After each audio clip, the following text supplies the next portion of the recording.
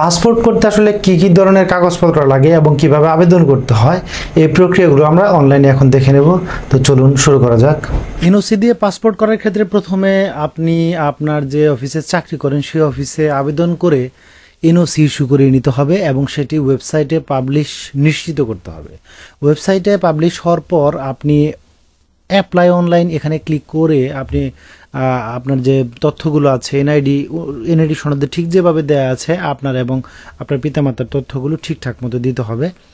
তো সব তথ্যগুলো আপনি ঠিকঠাক মতো দেওয়ার পরে আপনি কিন্তু রেজিস্ট্রেশন কমপ্লিট করবেন। প্রথমেই হচ্ছে আপনার একটি প্রোফাইল তৈরি করতে হবে। একটি প্রোফাইলের বিপরীতে 6টি আবেদন করা যায়। 6টি আবেদন বলতে আপনি, আপনার স্ত্রী, আপনার সন্তান এদের সহ টোটাল মোট 6টি আবেদন আপনি একটি প্রোফাইল থেকেই করতে পারবেন।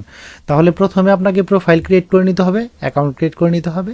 অ্যাকাউন্ট ক্রিয়েট করে নেওয়ার পরে আপনি নিজের জন্য অথবা আপনার পরিবারের সদস্যের জন্য এই অনলাইনে আবেদন সেরে নিতে পারেন। তো অনলাইনে আবেদন প্রথমে আপনি শেষ করে নেবেন। এনওসি নম্বর দিতে হবে, সেখানে এনওসি যে তারিখে ইস্যু হয়েছে সে তারিখটি উল্লেখ করতে হবে। আপনি পুরোপুরি সমস্ত আবেদনের তথ্যগুলো দিয়ে সম্পূর্ণ করলে দেখবেন যে আপনাকে এরকম একটি পেজে নিয়ে গেছে। সেখানে প্রিন্ট সামারি, অর্থাৎ আপনি যে আবেদন করেছেন তার একটি সামারি এবং আপনার যে আবেদন ফর্ম সেটি কিন্তু আপনি ডাউনলোড করতে পারবেন। ডাউনলোড করে প্রিন্ট করে নেবেন। প্রিন্ট করার পরে আপনার কি কি লাগবে, মূলত আপনার কি নিয়ে আপনার এখন সংশ্লিষ্ট অফিসে যাবেন। আপনি আরেকটি কথা মনে রাখবেন, আপনি বর্তমান ঠিকানা যেটি দিবেন সে অনুযায়ী মূলত আপনার এই পাসপোর্টের যে অফিস সেটি নিশ্চিত হবে।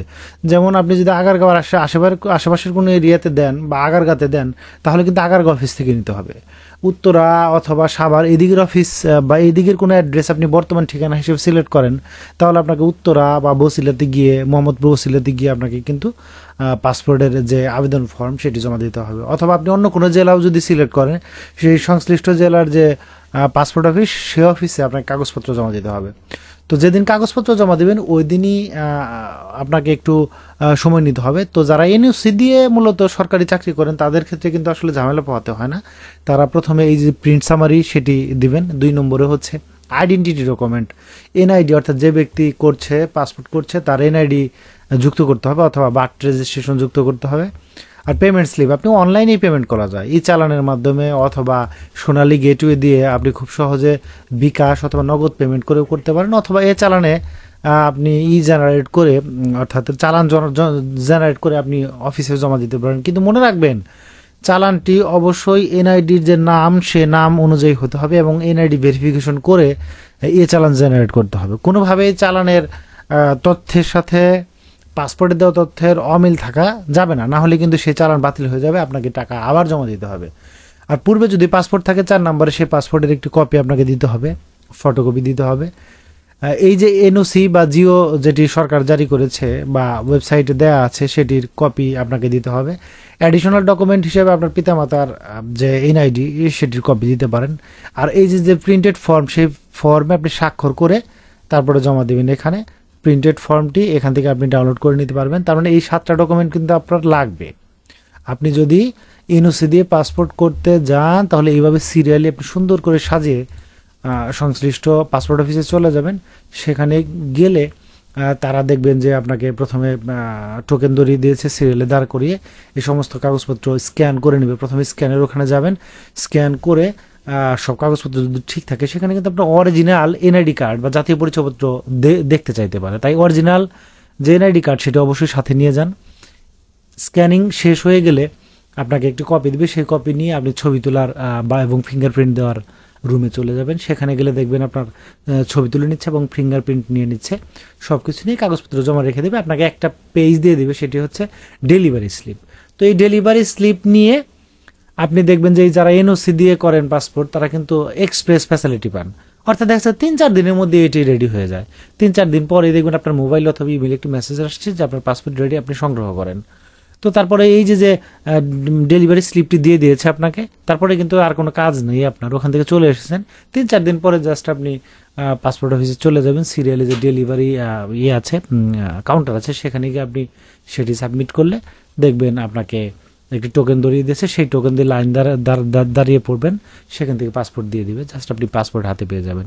তো পাসপোর্ট পাওয়া আসলে খুব ঝামেলার না, তবে সাধারণ যারা করেন তাদের থেকে এনওসি দিয়ে যা করেন তাদের আসলে সময় কম লাগে এবং ঝামেলাও কম পোহাতে হয়, কারণ তাদের জন্য কাউন্টারই আলাদা, অর্থাৎ এই কাগজপত্র জমা দেওয়ানোর জন্য কাউন্টারও আলাদা।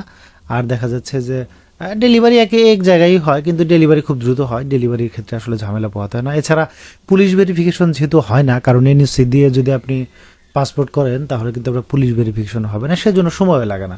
3 থেকে 5 দিনের মধ্যেই কিন্তু আপনি এই পাসপোর্ট হাতে পেয়ে যেতে পারেন। অনেকে 10 বছর করতে চান, 10 বছর করতে পারেন। 10 বছর আপনার 5700 টাকার মতো লাগবে, আর 5 বছরে করতে গেলে তো মাত্র 4000 টাকার মতো লাগে, 4050 টাকা। তো এই টাকা ফি দিলেই হয়ে যায়। তো চলুন আমরা এই যেখানে একটু এক নজরে দেখে নিই। নিয়মিত যারা করেন আমাদের যেটা যায় সেটা হচ্ছে সার্ভিসের জরুরি টাকাটা 5 বছরের জন্য করলে 4025 টাকা, আর 10 বছরের জন্য করলে 5750 টাকা। আর ওনারা যদি 64 পৃষ্ঠার জন্য নেন সেক্ষেত্রে কিন্তু ফি বাড়তি গুনতে হবে আপনাকে। সাধারণত 5 বছরের জন্য যারা নেন 48 পৃষ্ঠায় যথেষ্ট। আর জরুরি সেবা যেহেতু এনওসি দিয়ে পাওয়া যায়, তো সেক্ষেত্রে এই যে টাকাটি কিন্তু আপনাকে পরিশোধ করতে হচ্ছে না, কারণ এখানে পুলিশ ভেরিফিকেশন বা অন্যান্য কাজগুলো লাগে না। আপনি নর্মাল ফি দিয়েও আসলে জরুরি ফির একটি সেবা এখান থেকে কিন্তু পেয়ে যান। তো এই টাকার মধ্যে মূলত ভ্যাট ট্যাট সব ইনক্লুডেড করাই আছে। 4025 টাকার পরে আপনাকে আরও টাকা দিতে হবে, ব্যাপারটি এরকম নয়। তো আর এই যে চালানের মাধ্যমে যদি আপনি আলাদা জমা দেন সেটিও দিতে পারেন, অর্থাৎ আপনি আবেদন করার সময় অনলাইনেই জমা দিতে পারেন। তাছাড়াও যদি আপনি এই চালানের মাধ্যমে জমা দেন তো আপনি জমা দিবেন এই চালানে, আপনি ইয়েতে গিয়ে যে ঢুকবেন, অর্থাৎ এই চালানের ওয়েবসাইটে গিয়ে আপনি ঢুকবেন, অথবা এখানে যদি আলাদা করে লিখেও নেন আপনি এ চালান লিখে ঢুকবেন।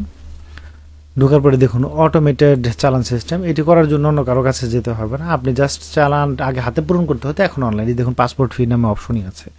আপনি এখানে জাস্ট 48 পাতা সিলেক্ট করে দেন। এখানে 5 বছর মেয়াদি হলে 5 বছর মেয়াদি, 21 কর্মদিবসের কথা বলছে, কিন্তু আপনি দ্রুতই পেয়ে যাবেন।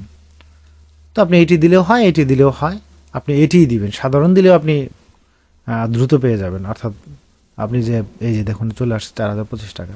জাস্ট এটি ওকে করে আপনি এই যে এনআইডি দিয়ে, অবশ্যই এনআইডি দিয়ে, জাতীয় পরিচয়পত্র দিয়ে এনআইডি দিয়ে, এখানে এনআইডি নম্বর এবং জন্ম তারিখ দিয়ে জাস্ট চেক এনআইডিতে ক্লিক করলে এবং মোবাইল নম্বর দিলেই কিন্তু হয়ে গেল। আপনি যে ব্যাঙ্ক কাউন্টারে জমা দিতে চাইলে ব্যাঙ্ক সিলেক্ট করেন, আর মোবাইল ব্যাঙ্কিং জমা দিতে চাইলে মোবাইল ব্যাঙ্কিং সিলেক্ট করেন, জাস্ট এখানে সেভ দিবেন। আর যারা সরাসরি এখানে পেমেন্ট করেছেন তাদের ক্ষেত্রে কিন্তু আপনি বিকাশের যে পেমেন্ট করার যে হিস্ট্রি থেকে আপনি জাস্ট স্ক্রিনশট প্রিন্ট করে নিয়ে গেলেই হয়ে যাবে। তো এই প্রক্রিয়ায় অনলাইনে আপনি পাসপোর্টের জন্য আবেদন করতে পারেন এবং আবেদন শেষে আপনি কিন্তু পাসপোর্টটি সংগ্রহ করতে পারেন। তো এই বিষয়ে যদি আপনার কোনো প্রশ্ন থাকে তাহলে আপনি আমাকে ভিডিওর কমেন্ট সেকশনে করতে পারেন, আমি উত্তর দেওয়ার চেষ্টা করব। তো চ্যানেলটি ভালো লাগলে সাবস্ক্রাইব করে রাখুন, বেল বাটনটি বাজিয়ে রাখুন পরবর্তী ভিডিও নোটিফিকেশন পেতে। ধন্যবাদ।